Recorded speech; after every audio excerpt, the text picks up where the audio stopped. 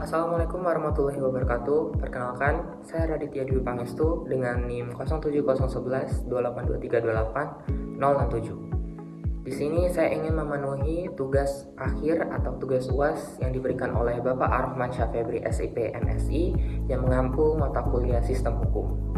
Yang mana UASnya adalah menganalisis atau mencari salah satu kasus hukum pidana PUN atau yang lainnya dengan menggunakan analisis metode 5W1A.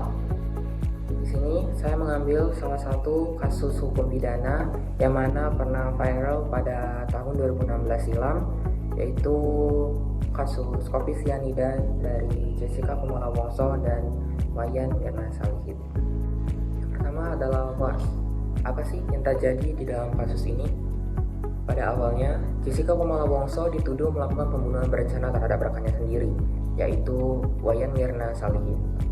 Lalu, korban meninggal dunia setelah meminum es kopi Vietnam di sebuah kafe di Grand Indonesia, Jakarta pada 6 Januari 2016.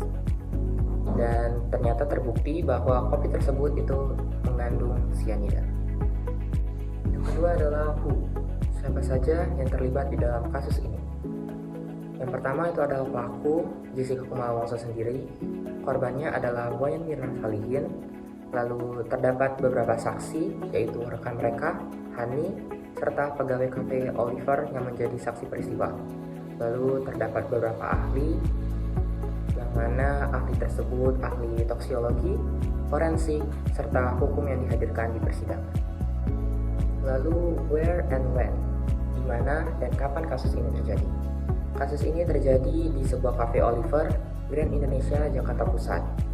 Lalu, kasus ini terjadi pada 6 Januari 2016 sekitar pukul 4 sore. Mirna meninggal dunia beberapa saat setelah meneguh kopi yang sudah disiapkan oleh Jessica sebelumnya. Lalu ada why, mengapa kasus ini bisa terjadi?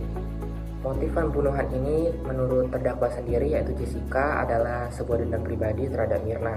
Karena Jessica merasa tersinggung, Mirna telah mengkritik hubungan asmaranya Jessica dengan mantan kekasihnya yang ada di Australia.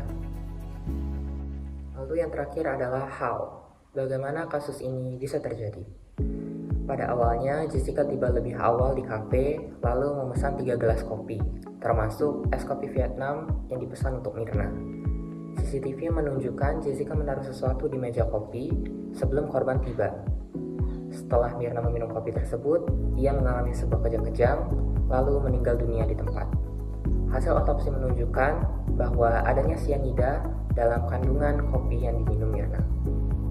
Selanjutnya, mari kita menganalisis hasil-hasil putusan yang diberikan oleh hakim di meja persidangan. Yang pertama, Jessica Kumala Wongso terpidana kasus pembunuhan berencana dengan kopi sianida telah mendapatkan pembebasan bersyarat pada tanggal 18 Agustus 2024. Sebelumnya, Jessica dihukum 20 tahun penjara atas pembunuhan berencana oleh saudari Wayan Mirna Salihin pada tahun 2016. Jessica memenuhi syarat pembebasan bersyarat setelah menjalani 2/3 masa hukuman dan mendapatkan remisi selama lebih dari 58 bulan karena berkelakuan baik. Selama masa pembebasan bersyarat, ia diwajibkan harus melapor secara berkala hingga Maret 2032. Lalu terdapat barang-barang bukti yang diajukan di meja persidangan. Yang pertama adalah rekaman CCTV. Rekaman CCTV ini menunjukkan Jessica tiba lebih awal dan memesan kopi terlebih dahulu. Jessica terlihat meletakkan sesuatu di sekitar meja kopi. Lalu yang kedua adalah laporan toksikologi mengungkap adanya sianida di dalam kopi Mirna. Yang ketiga, keterangan saksi ahli. Para ahli memberikan pendapat mengenai kemungkinan sianida masuk ke kopi sebelum Mirna meminumnya. Lalu yang terakhir adalah perilaku Jessica setelah kejadian. Diperlihatkan bahwa Jessica terlihat tetap tenang dan tidak menunjukkan empati terhadap Mirna sekalipun, yang dinilai itu mencurigakan. Selanjutnya adalah kita menganalisis apakah putusan-putusan yang dihasilkan oleh hakim itu tepat dan benar. Sebenarnya ini tidak dapat dikatakan tepat dan benar karena masih banyak kelemahan-kelemahan bukti-bukti yang ditemukan, seperti tidak ditemukannya bukti secara langsung bahwa Jessica sendirilah yang menaruh sianida di dalam kopi Mirna. Yang kedua, hasil otopsi Mirna tidak sepenuhnya menguatkan dakwaan karena tidak ada sisa cyanida yang ditemukan di lambung korban.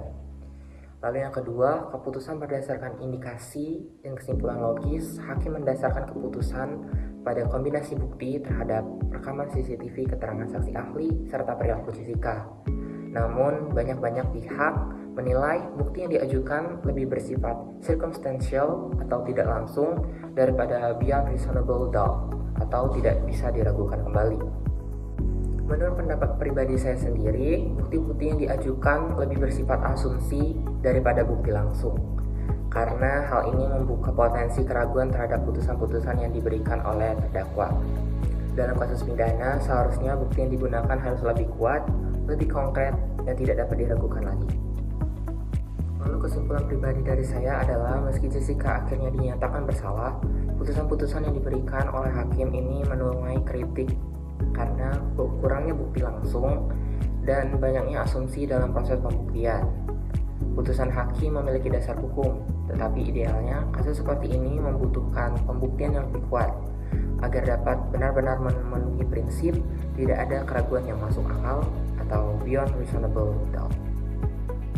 Demikian analisis kasus saya mengenai kasus dari kopi cyanida Jessica Kumala Wongso dengan Wayan Mirna Salihin. Apabila saya ada salah kata atau kurang menyampaikan informasi, mohon dimaafkan. Pada Allah saya mohon ampun. Wabillahi taufiq wal hidayah. Wassalamualaikum warahmatullahi wabarakatuh.